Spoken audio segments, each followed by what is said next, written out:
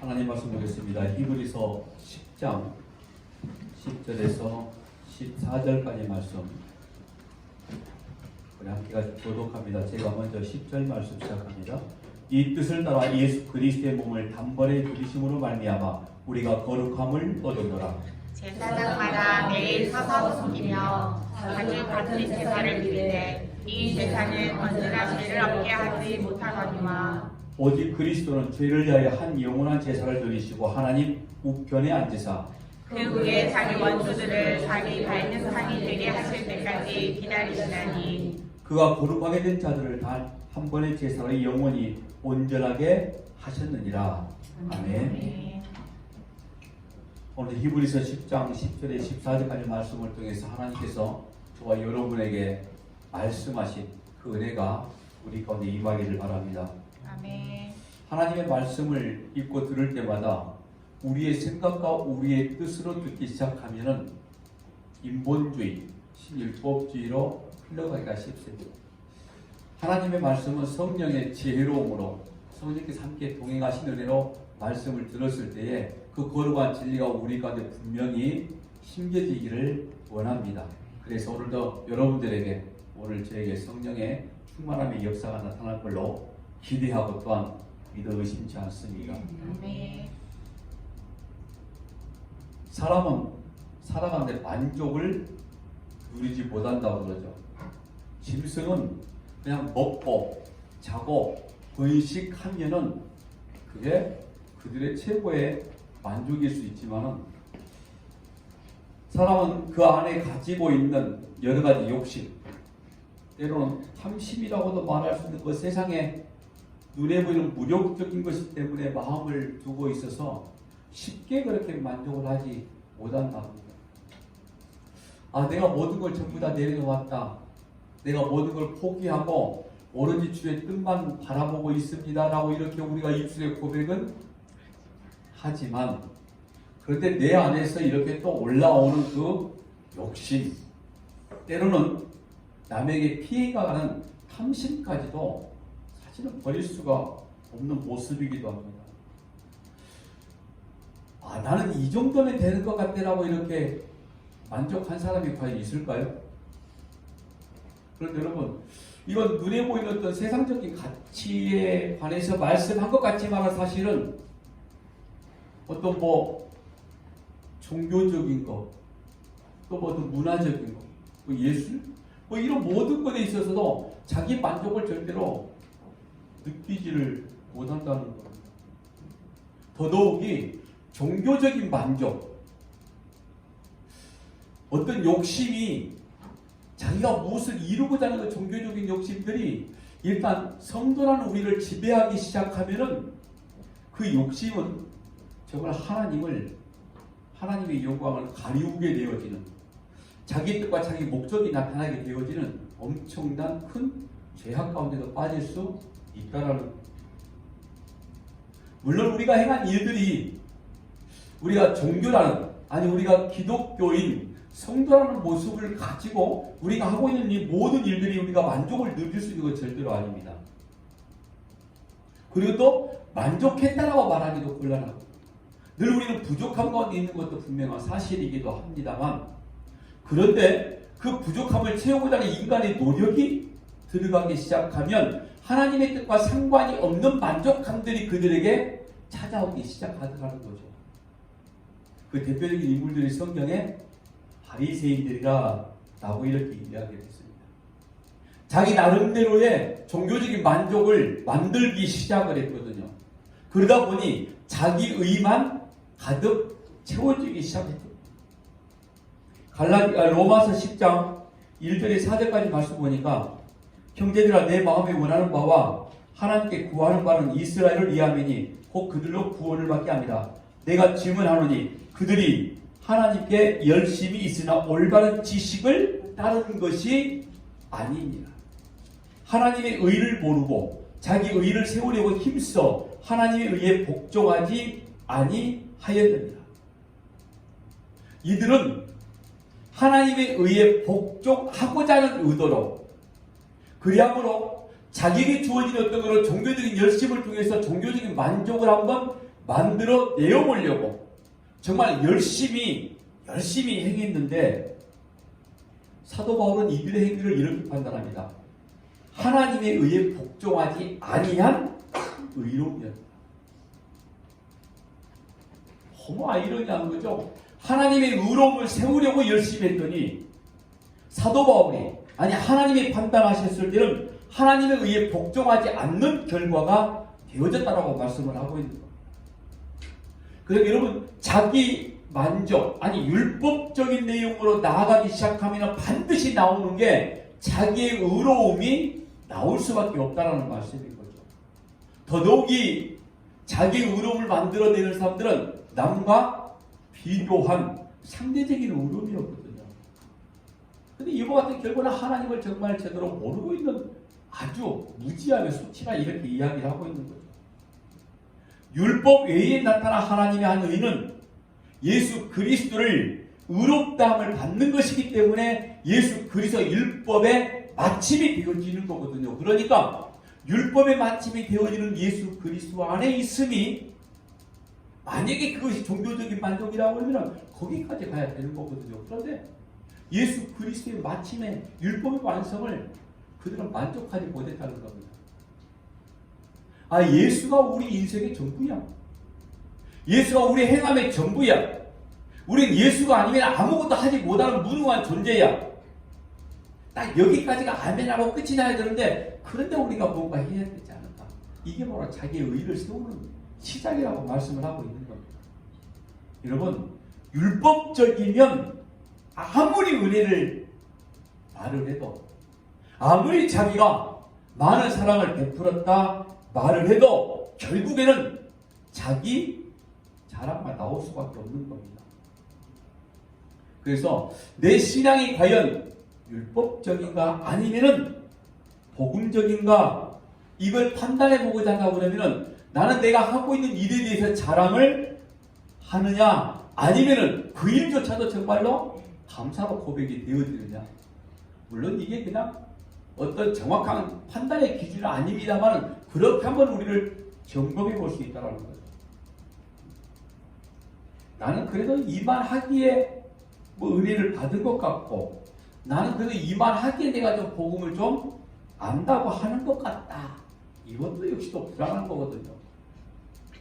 결국에 자기 자랑으로 마무리가 되어지는 겁니다. 그런데 여러분 성경에 분명히 말씀합니다. 복음에는 뭐가 나타난다고 그러죠? 하나님의 의가 나타난다고. 거기에는 자기에게는 일체의 의가 없음을 고백하는 거거든요. 그래서 무조건 우리에게 주어진 모든 일들이 우리가 감사할 수밖에 없는 거죠. 그것도 면목 없는 모습으로 하나님께 나와서 그냥 하나님이 주신 것이니 하나님이 내 안에 계셔서 내게 이와 같은 일들을 베푸시게 만드셨으니 라고 이렇게 고백하며 감사할 뿐이라는 겁니다.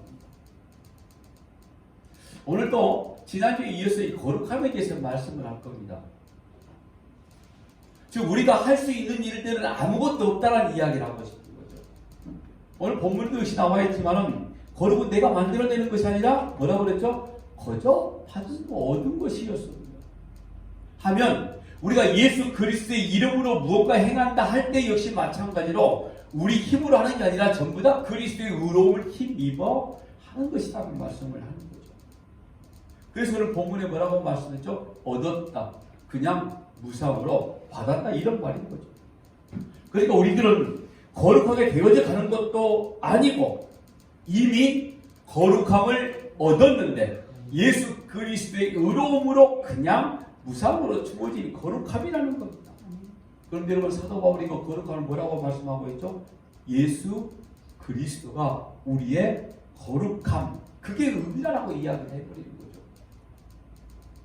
그러니까 우리가 오늘 거룩하다, 내가 거룩함에 가까이 가고 있다, 우리의 삶을 통해서 뭐가 거룩함을 드러내야 된다 라고 이렇게 우리가 말하는 것은 결국에는 예수 그리스도가 우리의 삶을 통해서 증거되어야 된다는 거죠. 왜냐하면 우리 의는 예수님밖에 계시지 않으니까. 나의 삶을 통해서, 나의 신앙 고백을 통해서 이 모든 일들이 주어지는 환경, 모든 주어진 일들이 나타나고 있는 상황, 시간 속에서 나의 의가 아니고 예수 그리스도의 의로움이 증거되고 있구나. 보세요. 고린도전서 1장 2절에 이렇게 말합니다. 고린도에 있는 하나님의 교회 곧 그리스도 예수 안에서 거룩하여지고, 아멘이십니까? 예수 안에서 거룩하여지고, 그 뒤에 뭐라고 말하죠? 성도라 부르심을 받은 자들, 부르심을 받은 자들입니다. 내가 나온 게 아니라는 거죠. 거룩하게 부르심을 받은 오늘 우리를 이야기하고 있습니다. 고린도전서 6장 11절로 말씀합니다. 너희 중에 이와 같은 자들이 있더니 주 예수 그리스도의 이름과 우리 하나님의 성령 안에서 씻음과 거룩함과 의롭다 하심을 받았다. 여러분, 성경에 나타난 의롭다, 하나님의 자녀가 되어졌다, 성도의 이름을 받았다, 이 모든 것들은 전부 다 얻어진 겁니다. 그냥 받게 되어진 겁니다. 그것도 거부할 수 없는 불가항력적인 은혜로 너 내가 그냥 성도라고 해줄게라고 그냥 무조건 주신 은혜라 이 말인 거예요. 거부할 수도 없는 거죠. 골로새서 1장 22절 한번 더 볼까요? 이제는 그의 육체의 죽음으로 말미암아 화목하게 하사 너희를 거룩하고 흠없고 책망할 것이 없는 자로 그 앞에 세우고자 하셨으니. 오늘 우리가 예수 앞에 서 있음을 믿어주십니까? 아멘. 예수가 우리 안에 계심을 믿어주시죠? 하면 오늘 너희를 거룩하고 흠없게 책망할 것이 없는 자로 세웠다는 겁니다.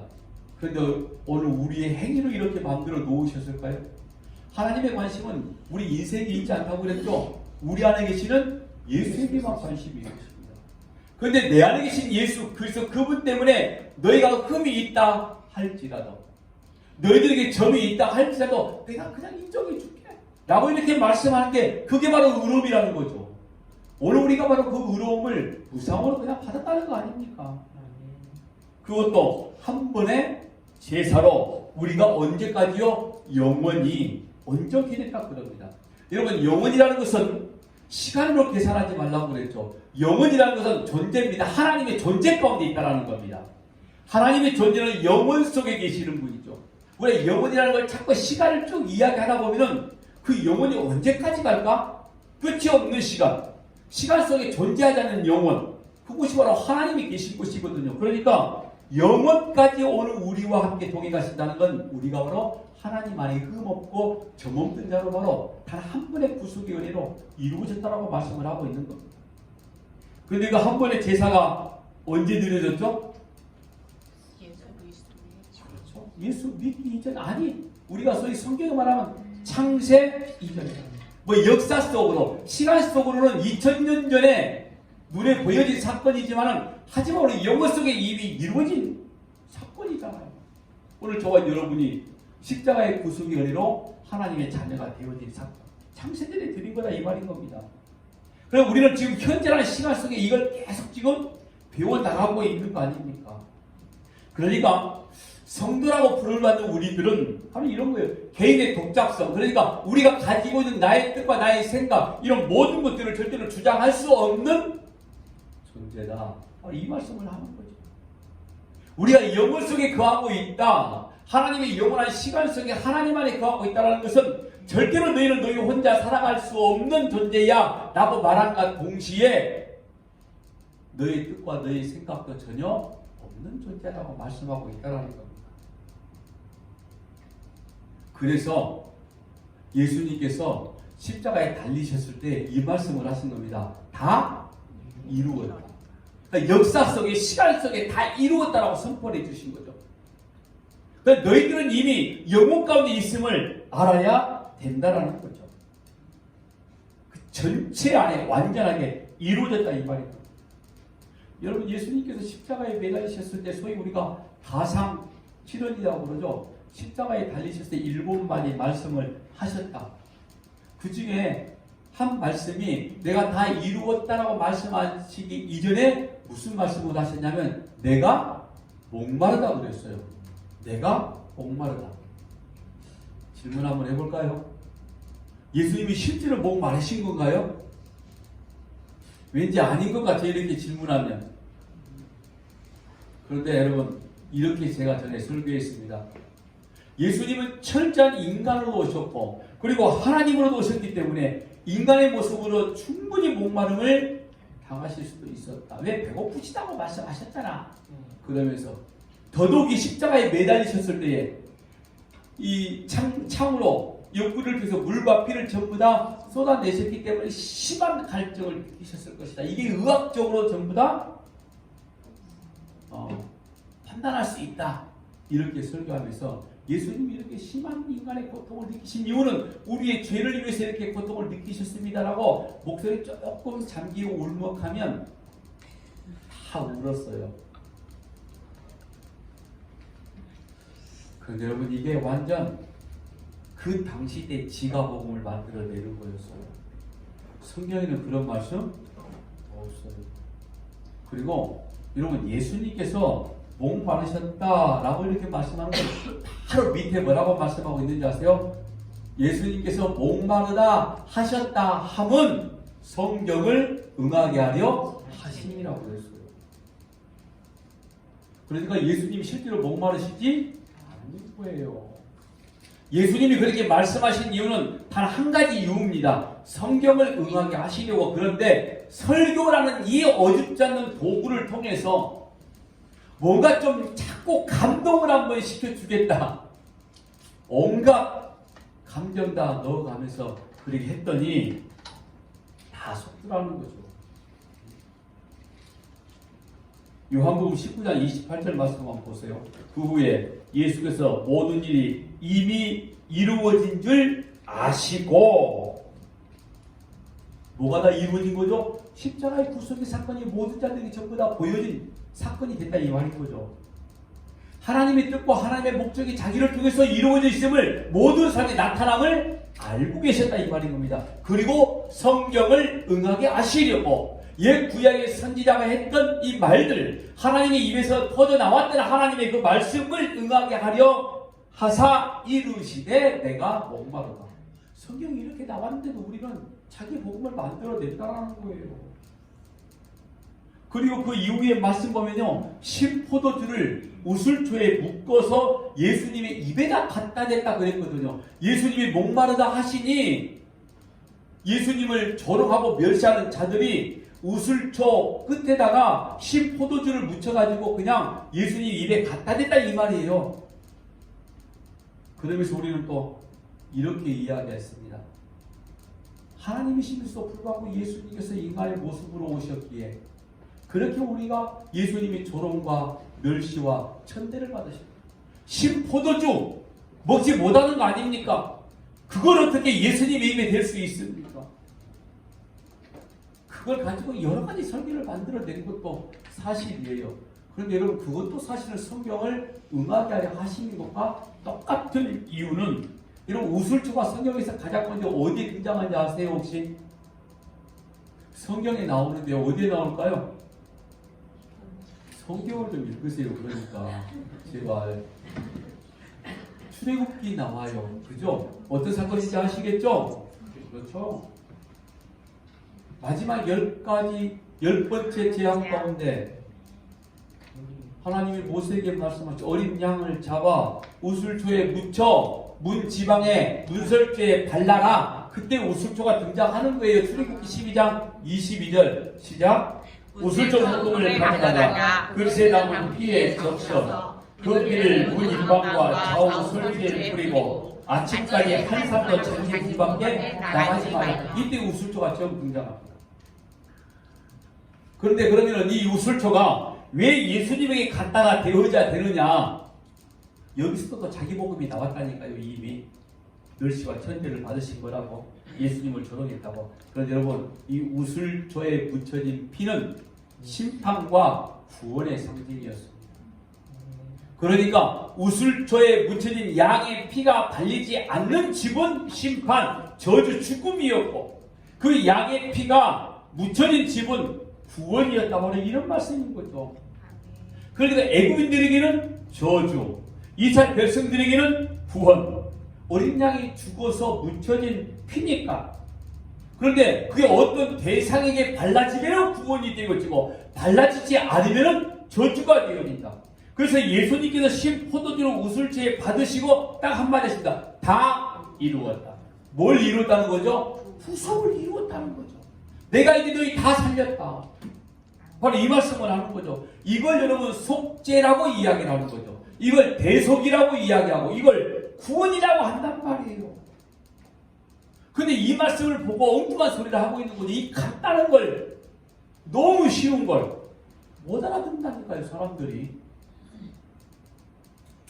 신학교 때 F학점 받은 나도 하는데 왜 모르는지 모르겠어. 박사 학위 가지고 계신 분들이. 그런데 여러분, 이걸 누가 못 알아듣게 만든다고 말한 줄 아세요? 사도 바울이 이 세상의 신 사단이 못 알아듣게 만든다고 그랬어요. 그렇죠? 마귀가 너희를 혼미하게 해서 못 알아듣게 만든다. 고린도후서 4장 말씀 보세요. 그 중에 이 세상의 신이 믿지 아니하는 자들의 마음을 혼미하게 하여 그리스도의 영광의 복음의 광채가 비치지 못하게 함이니 그리스도라 하나님의 형상이니라. 자, 이 마귀가 못 알아듣게 만든다니까요. 그런데 여러분 이 말씀 가만히 보세요. 또 마귀가 못 알아듣게 만든다 하니까 그 마귀라는 영적 존재가 우리 속에 들어와서 하나님의 말씀을 듣지 못하게 만든다라고 자꾸 우리가 이야기를 하는데 그건 한 10점도 점수를 줄 수가 없어요. 마귀가 우리 속에 그냥 들어왔다 나갔다 들어왔다 나갔다 들어왔다 나갔다 이러는 거예요. 조금 기도 많이 하시는 분들은 그런 얘기 굉장히 많이 합니다. 여러분 예수님께서 베드로에게 이렇게 한번 말씀하신 적이 있었거든요. 사탄아 내 뒤로 물러가라. 아니 예수님의 제자인 베드로에게 예수께서 사탄이라고 말했단 말이에요. 근데 왜 사탄이라고 말했는지 아십니까? 아세요?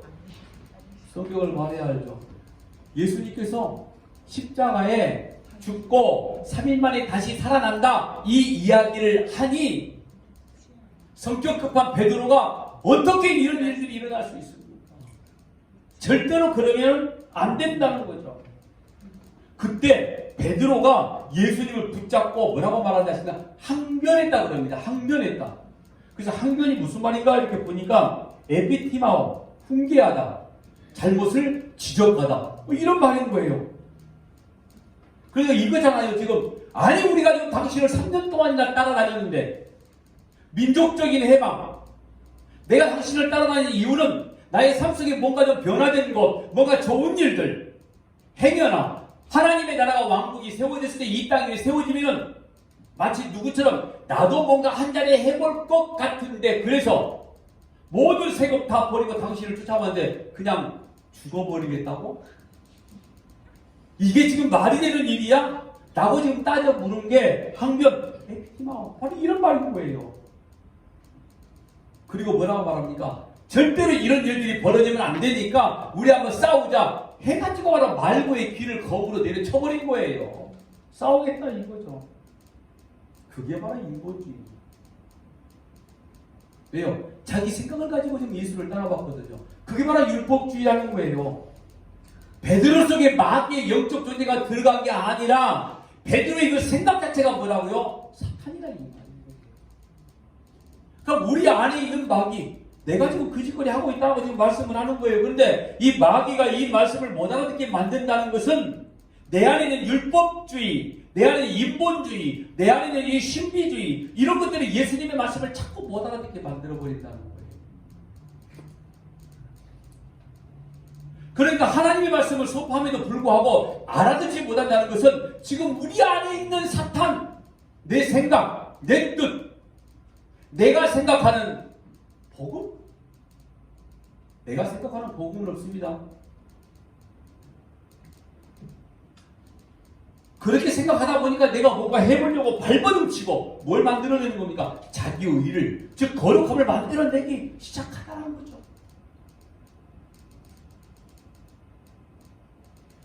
여러분 사도 바울이 성령이 나와 함께 있으면서 날마다 내 속에 일어나는 나를 날마다 죽여야 된다라고 이렇게 말씀했을 때에 사도 바울은 자기가 지금 날마다 지금 살아나고 있다라는 거였어요.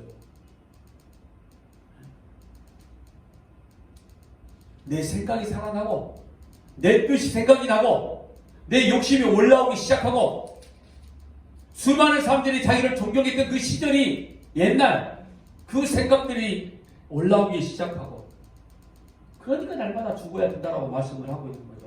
또 그런데 여러분 하나님이 그 죽이는 힘이 너무 크기 때문에 이 진짜가 살아나는 거예요, 이제. 그러니까 사도 바울이 가지고 있는 생각들을 하나님이 죽이니까 그때서야 진짜가 살아나. 어떤 거죠? 나는 예수밖에 없어. 난 예수로만 살아낼 수밖에 없어. 이게 진짜 살아나는 거거든요. 그러니까 여러분, 진짜 죽어야 진짜 살아나는 거예요. 그러니까 제대로 죽지 않으면 절대로 진짜가 살아날 수가 없는 거 아닙니까? 그게 바로 내가 날마다 살아난다라고 표현할 수도 있는 거죠. 이걸 성경에서 성도의 삶, 순례자의 삶이라고 지금 말씀하고 있는 거예요. 그래서 오늘 이 본문에 보면은 우리가 한 번의 제사로 영원히 온전하게 되었다. 그리고 우리는 거룩함을 얻었다. 라고 이렇게 말씀을 하고 있는 겁니다. 한 번의 제사, 십자가의 피요리. 다른 거 없어요. 보세요. 에베소 1장에 우리가 거룩함을 얻었다. 그럼 그 거룩함이 어떻게 얻어졌는가? 에베소 1장 4절에 보니까 곧 창세전에 그리스도 안에서 우리를 택하사 우리로 사랑 안에서 그 앞에 거룩하고 흠이 없게 하시려고. 어떻게요? 그 앞에 거룩하고 흠이 없게 하시려고. 그 앞에. 누구 앞에요? 예수. 우리 하나님 예수 앞에요. 그 거룩함이 그리스도 안에 이미 우리에게 주어졌다라고 말씀하고 있는 겁니다. 그러면 우리는 이 땅에서 해야 될 일이 뭐라고 그랬죠? 그저 그 은혜를 찬양하며 살아가는 거예요. 그게 오늘 저와 여러분의 몫이라는 겁니다. 자꾸 이 땅에 살면서도 고지론이라고 그러죠. 내가 뭔가 목표를 세우고 열심히 뛰어가자. 예수의 이름으로 그걸 위해 우리가 열심히 기도하면 이루어질 것이다. 뭐 성공론, 목표, 고지론. 여러 가지 방법, 비결을 찾으려고 무던히 일을 쓰고 있다는 거죠. 그런데 그게 아니라고 성경에서 다루하게 말씀을 하고 있는 거죠. 여러 가지 하는 일들 중에 정말 우리를 한번 점검해 볼 필요가 있는 건 진짜 우리가 보이지 않는 거 하나님을 위해서 내가 받은 구원이 너무 크고 너무 감격해서 너무 감사해서 행하는 선이 있느냐 한번 우리가 심각하게 고민해 봐야 된다는 겁니다. 오늘 우리들이 이렇게 시간을 들여서 나와서 예배를 하고 한 주간 한 달 열심히 땀 흘려 일하는 소득에 감사의 예물을 드리는 것 자체가 정말 감사의 예물이 되어지느냐 이걸 지금 물어보고 있는 거예요. 결국에 이 말은 내 삶이 내가 눈을 뜨고 눈을 감는 그 시간까지 정말로 하나님의 은혜의 감격과 감사 속에 살고 있느냐, 내가 24시간 동안에 내가 얼마나 하나님을 의식하며 살고 있느냐, 바로 이와 같은 것을 말씀하고 있는 거죠. 솔직하게 저에게 말씀하지 않으셔도 됩니다. 그 시간이나 아니면 몇 분이나 아니면 몇 초나. 제가 언젠가 이런 말씀 드린 기억이 있습니다. 우리 하루에 3번 기도합시다. 밥 먹을 때라도 기도 간절하다 이 말이었어요. 아침, 점심, 저녁 식사기도 그 시간만이라도 무시로 기도 못하니까 그래서 최소한 우리가 기독교이다 보니 식사기도를 하잖아요. 그때 눈 질끈 감고 하나님 감사합니다 끝내지 말고 그때마다 한번 간절하게 한번 기도 한번 해보자. 그럼 최소한 하루에 3번은 우리가 하나님을 의식하며 살며 의식하고 사는 거게 되겠죠. 제가 성경 인물 중에 아브라함 이야기를 가장 많이 하죠.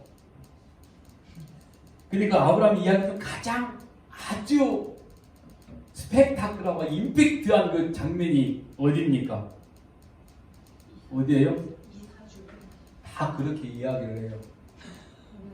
그런데 제가 성경을 보니 저도 그렇게 생각을 했는데 이삭을 모리아 제단에서 아들을 잡아 죽이려고 했을 때가 가장 강력한 사건. 근데 그게 아니라 가만히 성경을 다시 보니 아브람에서 아브라함으로 바뀌어진 때였어요. 제가 이번 주 말씀 보다가 이때구나. 그게 너무 놀랐어요. 왠지 아세요? 창세기 17장 4절에 5절 말씀 보니까 보라 내 언약이 너와 함께 있으니 넌 여러 민족의 아버지가 될지라. 이제 후로는 내 이름을 아브라함이라 하지 아니하고 아브라함이라 하리니 이는 내가 너를 여러 민족의 아버지가 되게 하리니라. 여러분이 아브라함의 이름은 어떤 거냐면은 바로 하나님의 구원의 약속 언약을 상기시켜주는 이름이었습니다. 갈라디아서 4장 5장 말씀 보면은요 두 언약이 등장합니다. 언약 두 개가 등장하는데 하갈이 낳은 이스마엘을 율법이라는 언약이라고 이야기를 하고 있고요. 사라가 낳은 이삭을 자유자 즉 복음이라고 이야기를 하고 있습니다. 근데 아브라함의 이름이 언제 바뀌냐면은 99세 때 그러니까 이삭을 낳기 이전에 1년 전에 말씀을 하시는 거였어요. 근데 이스마엘은 언제 낳냐면 아브라함이 아니라 아브라함 때 그게 바로 86세 때 낳은 이스마엘이 할례를 받고 그러니까 아브라함의 이름은 언약의 이름이고 구원의 이름이었어요. 그런데 여러분 아브라함이라 이렇게 말하면서 너는 열국의 뭐라고 그랬죠? 아비라고 그랬어요.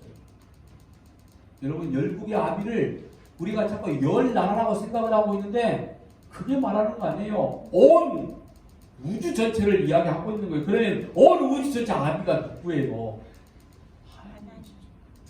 언약을 말씀하고 예수 그리스도를 지금 말씀하고 있는 거예요. 그럼 그때가 가장 아브라함의 인생 가운데 너무 놀라운 사건을 우리가 봐야 되는 거죠. 아브라함이 아니라 아브라함 예수의 이름을 받은 자였어요. 오늘 우리를 성도라고 말하는 것 성도의 이름을 받은 자를 지금 말씀하고 있는 거죠. 성경에 보니까 또 이름을 바꿔주는 사건이 있죠. 누굽니까? 사울이 바울이 그건 그냥 표기상의 이름이고 야곱이 이스라엘이라고 바뀌어졌죠. 진짜 승리를 말하는 이름이었습니다. 진짜 승리를 누가 이루십니까? 예수 그리스도 아닙니까? 또 베드로의 이름을 예수님께서 바뀌어주시죠. 시몬에서 게바. 시몬은 조약돌입니다. 게바는 반석. 보세요 여러분. 반석이 누구예요? 아시네요. 고린도전서 10장 4절 말씀 볼까요? 다 같은 신령한 음료를 마셨으니 이는 그들을 따르는 신령한 반석으로부터 마셨으며 그 반석은 곧 그리스도라. 아니 예수님께서 베드로를 너는 이제 시몬이라 하지 말고 게바라 반석이라 할게 하면서 그 반석은 곧 그리스도라. 보세요. 아브라함도 예수의 이름, 이스라엘도 승리하신 예수의 이름, 그리고 베드로도 역시 게바 반석 예수의 이름. 여러분 근데 그 이름이 언제 바뀌어진지 아세요? 아브라함이 가장 형편없었을 때였습니다. 야곱은 하나님과 싸워 자기가 이겨보고자 했을 때 이름이 바뀌었어요. 베드로의 이름이 언제 바뀌냐면 예수님께서 사단아 내 뒤로 물러가라 할 때 이름을 바꿔주시다 이 말이에요. 여러분 이름을 준 건 그분 마음대로였습니다. 이름을 준다는 것은 생명을 주는 거나 마찬가지죠. 오늘 우리를 성도라고 이름을 주었다는 것은 바로 생명을 주었다는 거 아닙니까? 보세요. 하나님이 우리에게 어떤 이름을 주었냐면 안디옥 교회에서 성도를 불렀습니다. 최초로 그리스도인, 기독교인. 예수 믿는 자보다 더 강력한 단어입니다. 여러분 너 예수다 이 말이에요. 그리스도인이라는 것은 단순하게 믿는 자라는 표현이 아니라 이런 말인 거죠. 그런데 오늘 우리의 모습이 가장 형편없을 때 그 이름을 주어진 거죠. 우리가 예수를 알지 못했을 때 형편없는 인생을 살고 있을 때 너 예수라고 라고 이렇게 우리를 명명해버린다 이 말인 겁니다. 그래서 우리를 성도라고 지금 불러준다는 거죠. 거룩한 무리. 오늘 본문에 나와 있는 거룩. 그 단어가 똑같은 겁니다. 근데 그 거룩함을 그냥 주어진 거라고 그랬죠. 그냥 불러주셨다고 하는 이 말인 겁니다. 뭐 해서 주는 건 아니었고 그냥 얻어받는 것. 왠지 아세요? 예수 그리스도 안에 우리 하나님의 긍휼하신 은혜가 우리 가운데 있었기 때문에 그런 겁니다. 예수가 우리 안에 있었기 때문에 그런 거죠. 그래서 사도 바울의 서신서를 보면은요, 이 긍휼이라는 단어를 너무너무 많이 써요. 근데 이 긍휼이라는 단어는 어떤 만들어낼 수 있는 게 아니라 자연적으로 자연 발생적으로 하나님으로부터 흘러나오는 것이라고 이야기를 합니다. 그러니까 하나님의 긍휼, 하나님이 오늘 우리를 불쌍히 여겨주시지 아니하면 우리는 세상 가운데 살 수 없는 존재라는 사실을 계속적으로 이야기하고 있는 거죠. 오늘 14절 말씀 보세요. 그가 거룩하게 된 자들을 한 번의 제사로 영원히 온전하게 하셨느니라. 긍휼이란 단어 가운데 하나님의 온전하심이 우리 가운데 임했다라고 말씀을 하고 있는 겁니다. 예수 그리스도의 십자가의 보혈의 능력인 거죠.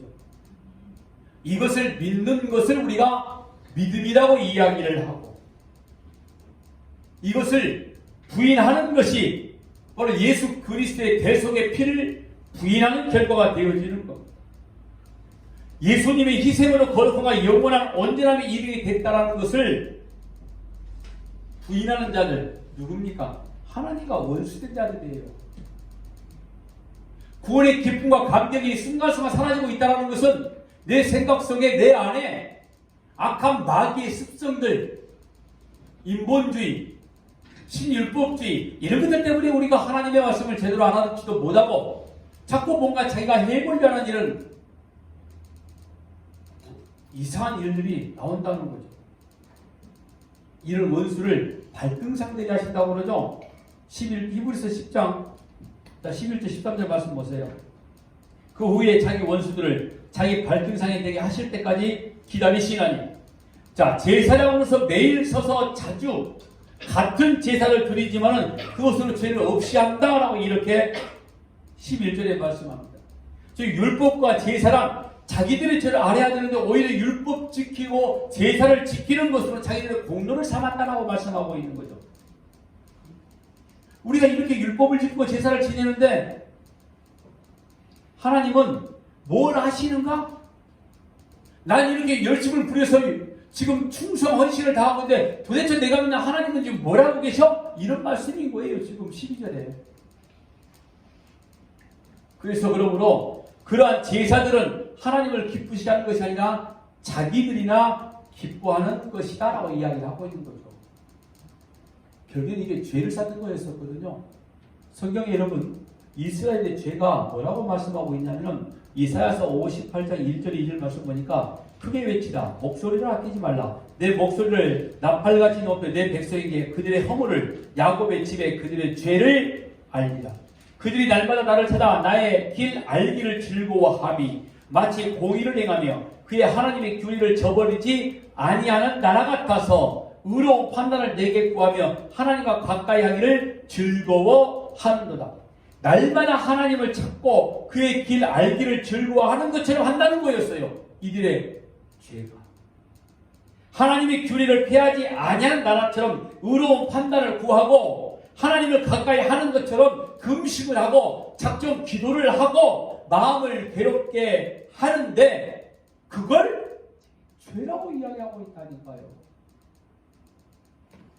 왜 그런지 아세요?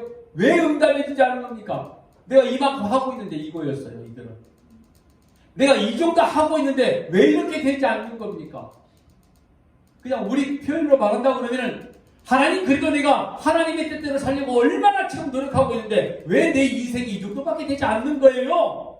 나머지 항변 베드로같이 따져 묻는 거죠. 도리어 예수 그리스도를 책망하고 지적하고 당신이 지금 잘못하고 있는 거 아니에요? 아니 세상의 수많은 종교들은 자기들이 믿는 신들을 부르며 그 신들에게 공급받는 그 무엇들로 살아가고 있는 것처럼 보여지는데 당신은 천지의 주지자이까 전능하신 분이다면서. 속내는 이런 겁니다. 죄 용서? 그까지가 사실 나는 모르겠단 말이에요. 눈에 보이지 않는 죄 용서함? 그거 나는 모르겠습니다. 내 눈에 보여지는 내 삶들이 좀 좋아졌으면 좋겠습니다. 그게 이스라엘의 십상이었습니다. 그런데 우리의 모습과 다른 바가 뭐가 있느냐는 거죠. 그래서 하나님이 마음이 너무 안타까우셨던 모양이, 그래서 새 언약을 선포하게 만드신 겁니다. 성경에 보니까 예레미야 선지자가 하여금 새 언약에 대해서 예언을 하는 거예요. 그리고 예레미야에게 말씀을 주시면서 뭐라고 말씀하고 있냐면은 예레미야 1장 10절 말씀 보니까 보라 내가 오늘 너를 여러 나라와 여러 왕국 위에 세워 내가 그것들을 뽑고 파괴하며 파멸하고 넘어뜨리며 건설하게 심게 하였느니라. 또 12장 12절 말씀 보니까 파괴하는 자들이 광야의 모든 벗은 산 위에 이르렀고 여호와의 칼이 땅 이끝에서 저까지 삼키니 모든 육체가 평안하니 못한다. 옛 언약 속에 들어있는 사람들의 그 치료한 자기 복음, 자기 생각, 즉 인본주의가 말씀에 의해서 파괴되고 파멸되어지고 넘어뜨리고 다 깨버리는 겁니다. 지금도 마찬가지예요. 우리가 파멸되어지고 깨어지고 부서져야 그래야 건설이 되어지는 거죠. 그게 바로 새 언약이었습니다. 깨지고 파멸되고 없어져야 될 것들을 우리는 지금 채우고자 하고 있다는 거죠. 근데 대부분의 많은 사람들이 그러는 거죠. 그래서 복음이 복음답지 못하는 거예요. 자꾸 그것들을 이야기하다 보니까 오늘 말씀에 분명히 말하죠. 우리는 이미 새로운 지체 거룩함을 얻은 자들입니다. 이미 얻었습니다. 그러면은 우리가 할 수 있는 건 아무것도 없다는 겁니다. 아무것도 할 수 없는 우리 그저 그냥 하나님만 바라볼 수밖에 없는 거죠. 우리 안에 새롭게 만들어진 여러 가지 일들, 우리 스스로가 하나님의 뜻을 거스리고자 하는 이런 모습들, 과연 우리가 모를까요? 전부 다 알고 있습니다. 성령께서 깨달을 만한 양심의 역사를 우리에게 허락해 주셨거든요. 부디 우리가 신앙생활하는 내내 우리가 죽음을 맞이하는 그 순간까지 우리 안에 있는 거 우리가 내려놓고 하나님이 깰 때 깨지고 하나님이 부술 때에 부서지고 하나님이 새롭게 건설할 때에 세워지는 그리함으로 거룩함에 온전히 이루게 되어짐을 고백하는 저와 여러분 되시길 주의 이름으로 부탁합니다. 기도하겠습니다.